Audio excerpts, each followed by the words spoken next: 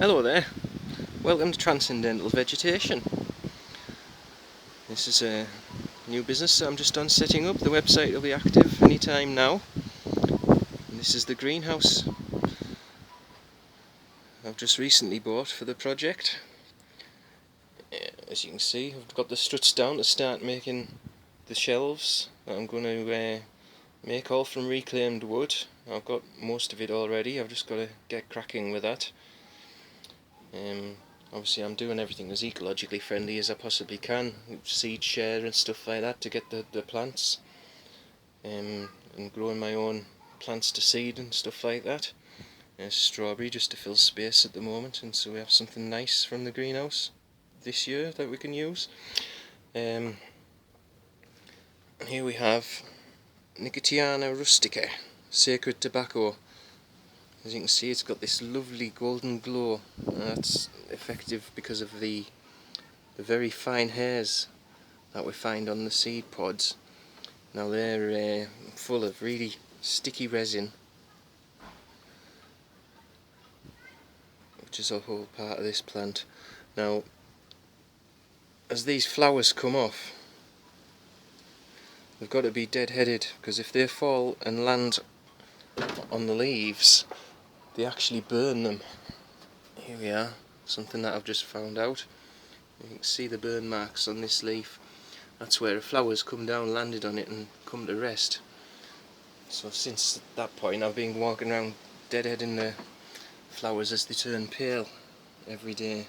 Like this one, it just pulls off. You can take them out. And I've been putting them on in the pots, basically. You can see my datura plant here. It's got moss and growth on the bottom, which I quite like and don't really want to pick out, but I'm putting the tobacco flowers on to sort of regulate that a bit so it doesn't take over and absorb all the water. Okay, so over here we've got wild dagger, clip dagger rather. I'm hoping that's going to flower. We're in the end of August now. We've got big plants with no signs of flowers. I was hoping for that to flower so I'd get seeds and smoking mixture for next year, not the end of this year. And here we have the Nicotiana rustica that started to become ready with the seeds. So these seeds are ready to collect now, the ones that are starting to turn brown. So that's my next task for today, and that's going to provide us with seedlings and seeds next year to share with everyone. And over here we've got the datura metal forest. I've got them up for sale on eBay at the moment. Obviously they're quite large, so if they don't sell, I'm going to grow them for seed, and if they do, I'll take cuttings and just keep them going. And here we have milk thistle. And this milk thistle, if you don't know much about it, the seeds of milk thistle are very strong liver tonic, and they're used, the only known cure for some poisonous mushrooms when people are going into liver failure and renal failure from the mushroom poisoning. And down here we've got a very sad looking rhodiola rosea plant. I'm just getting the knack of growing. It's quite a hardy plant, and the trouble that I've had with it is I've been caring for it too much. Here's a cutting that I took from it that's doing a lot better, apart from the slug damage here. And this one I just put outside for a while and left it to the elements. So rhodiola rosea, you've got to abuse a little bit to make it grow well. And here we have lemon balm. It's got carminative properties, so make teas and put it in food. It helps calm all your systems down. And we've got sage, which I grew from cuttings and been making smudge sticks and stuff with. See how that goes. Seems to be quite good. Oh, here we have the hot box.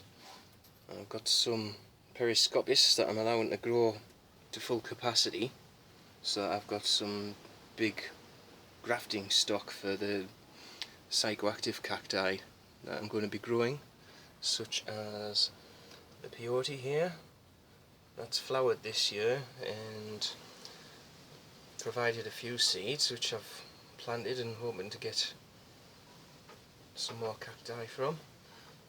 And here's a San Pedro, see if I get down the side of the pot. Hopefully you can see there the San Pedro. That's a lovely little cactus. And there's some more periscopis. Another rhodiola rosea. You can see that's totally different again. I've grown that in the hot box and abused it. I'm just seeing which way is the best method. That's got a bit of sunburn on the leaves, but it's a denser, larger leafed plant. So I'm just going to see how that comes along. Experimentation's the key, I think, to find out how all these plants work and find out how they work best and grow best for me. And finally, in the hot box we've got a canna plant. That's a SSRI inhibitor, 100 times more powerful than St. John's wort as an antidepressant. Excellent little herb that. And over here I've got my little non-bitter Mexican dream herb jungle. It started off as 2 little tiny plants, and now we've got cuttings galore coming off. These are the rooted cuttings that have come out of humidity. I've actually had to take cuttings off them. It grows quite prolifically, this one. It does suffer a little bit if you get direct sunlight. If you can see the red staining on the leaves here and here on this little cutting, that's sunburn. It's nothing to worry about if you start to get it. It's just part of the process. The plant will acclimatise eventually and all the new growth will be green leaves that don't get sunburnt. And down here we've got the stronger, bitter Mexican dream herb. Well, the dream herb people take for lucid dreaming and dream recollection. There's a drug in there that holds you in that phase of sleep for longer, so you get more experience, I suppose, of dreaming and open up the gateway to lucid dreaming, make you actually take control of your dreams and use it for psychological work, spiritual work. Alright, and here we've got a nice mint plant. Another one that I just stuck in the greenhouse to grow the mint and the lemon balm and various other plants. I'm growing in the greenhouse to get nice big bushy plants because I want to make tinctures and elixirs from them at some point, once we've got the plants up and running and that side of the business running. And here we have a Blossom strain salvia plant. Now this square bottle is an acclimatised salvia, so it doesn't need to be in humidity, although salvia does grow better in humidity. Now this plant, I just took the huge main stem off it yesterday, because obviously I've been getting it right with this spraying. I'm out in the garden quite a bit, and every time I'm passing a plant I just give it a spray. Now where can we get in and see if I turn it around? Yeah, just look at see if I can see my own finger. Here we are. This is where the main stalk was coming. It was coming right up here, and because I've been following this spraying regime, and it actually started to throw off roots, so I've cut it and potted it, and that's in my humidity chamber now, because it started to wilt immediately, because obviously it's in the rooting process, so it needs humidity so it can take in moisture through its leaves and survive. Yeah, nearly done now. Here we have a Semperi vivum collection, chicks and hens. These are brilliant plants. They just start to split and grow out pups, which you can just pull off and plant, which is what all of these little ones are. This was a big clump a couple of days ago and I repotted it in this nice bowl and this nice mix so it can all spread out and fill with semperivivum. Semperivivum is pretty much similar to aloe vera, so you use it for skin complaints, burns, things like that. I'll just take you down here. I've got some semperivivum seeds, and we've got some starting to pop up. Once they pop up, they'll be going in this semperivivum forest over here. I'm making a nice little display, which obviously I'm going to keep an eye on and keep caring for. And here I've got another heat chamber. This is I've got cuttings of the bitter Mexican dream herb that have just come out of humidity. In fact, they need to come out of here now. They're starting to wilt from the heat. This is a jasmine plant, more periscopis, and this is going to be my grafting stock for increasing the growth rates on peyote seedlings as I sprout them. And there's some periscopis rooting down here. On the cactus front we do have some San Pedro cacti on the way. These are 2 new pots that I've just set away. This is a month-old pot. I'll put this down here and have a look inside. I'll be doing instructional videos as I go along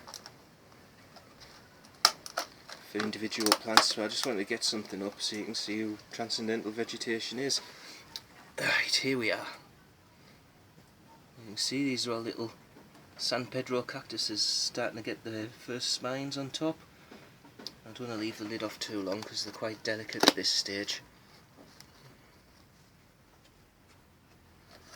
Put that back away. Okay, we're nearly done. There's some garlic that I tried to grow. It hasn't done too well. I took it out of the greenhouse and it just wilted and died. I'm going to have a look under the soil soon, see what's happened. That's pretty much it until we're looking here. Oh dear. This is Hawaiian baby wood rose seedlings. I've just sprouted these seeds and I'm just going to plant them in a minute. Oops. Let's see if we can get some Hawaiian baby wood rose plants. Okay, we'll just have a look in the seedling box. I'll just move these strawberries. Here we are. And take this lid off. Okay, so let's have a look at what we've got in here. We've got seedlings that are rooting. There's bitter and non-bitter Mexican dream herb. And here we have Psychotria alba, starting to grow very nicely. As that gets a bit larger, we'll be able to start taking cuttings. That's a leaf cutting from the Psychotria alba. It's an amazing plant, this. You just take a leaf, keep it in moisture. That's surgical tape wrapped around to hold the moisture on the leaf. And everywhere that you split the leaf, seedlings come out of. I think you can see them on this camera here. Yeah, they're starting to come up now. This is the salvia cutting I was talking about. It just rooted itself. You can see it's quite a big plant, so that's a really good cutting to take. It's going to grow and provide cuttings itself very soon. I have to take the top off, which has provided another cutting, which you have here, which is growing nicely. And the last 2 things, Mimosa hostilis. Used the root bark from that's used in ayahuasca brews. And finally some canna cuttings. I'm doing mushroom grow kits and stuff. Obviously they're not in the greenhouse and I don't have them ready to show you at the moment. So that's it for today. Thank you for popping by, and hopefully the shop will be open soon and we'll be able to start making touching ground zero with each other and getting these wonderful plants out there. You know, they're not easy to come by. It's been very difficult for me to make this collection even. I've had to use the Facebook communities and stuff like that to procure them all. Oh, we did miss one. Here we have skull cap cuttings. So as you can see, we've got lots of things coming up and ready for next year. And at the start of next year, obviously, I'll be doubling or tripling what we've got here, cutting down the plant density. As you can see, these tobacco plants take up over half the greenhouse at the moment. So thanks for popping by, and we'll have some instructional videos up as we get to know the plants together. Thank you very much. See you later.